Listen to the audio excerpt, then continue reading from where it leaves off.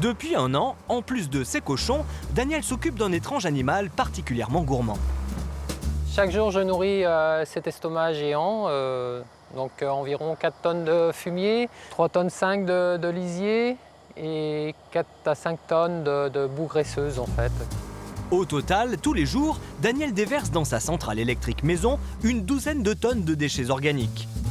Et ceux de ses cochons ne suffisent pas. Du coup, il a fait appel à quelques entreprises du coin pour récupérer leurs déchets. En termes de volume, on est à 40% de déchets extérieurs en fait, à peu près. Pour que cette machine à créer de l'énergie fonctionne, il faut un savant mélange de différents déchets. Boue graisseuse, déchets végétaux et fumier. Une fois cet estomac bien rempli, l'animal produit un gaz.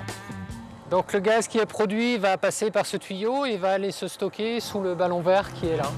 Ensuite, le gaz est transformé en énergie dans ce local. Donc le gaz arrive par le gaz méthane.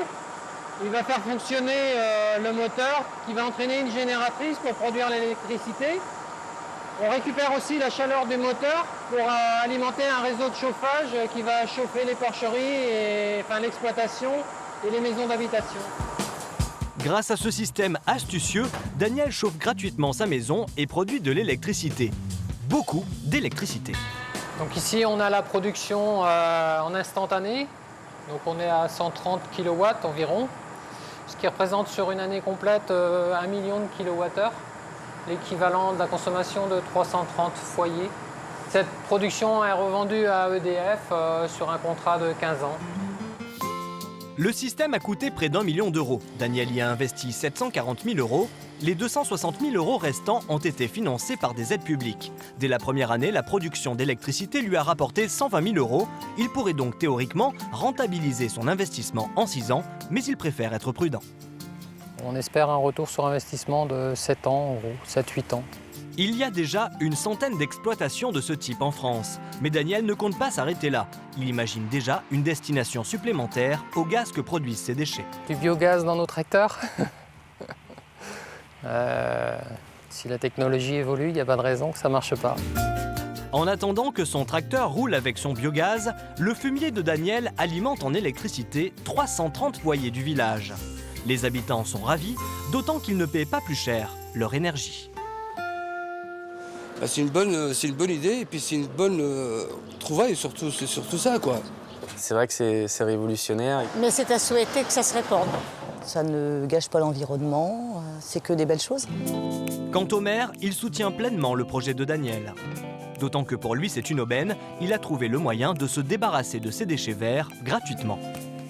Je peux dire que le fait que la communauté de communes ou la commune puisse apporter un certain nombre de déchets dans la mesure où ils entrent bien dans son processus, parce que ce sont des déchets, par exemple, d'herbes propres, c'est aussi une économie, puisque sinon nous avons un traitement à faire auprès d'autres entreprises ou auprès des déchetteries un peu spécialisées, et ça a forcément un coût.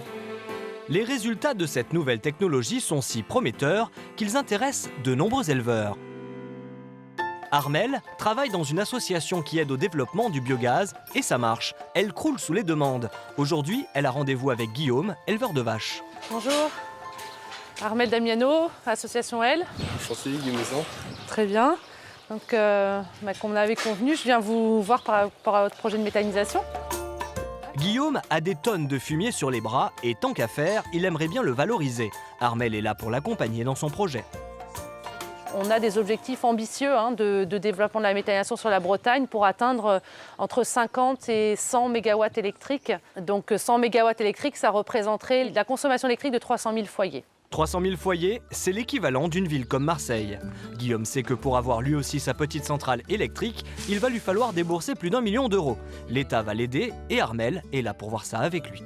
De toute manière, sur les projets comme ça, on peut imaginer un pourcentage de subvention de l'ordre de 20-30%. Donc ça sera au moment de l'instruction. On regarde la rentabilité du projet. Guillaume saura dans quelques mois s'il va pouvoir lui aussi produire de l'électricité. En attendant, ces vaches rêvent déjà de devenir des poules aux œufs d'or.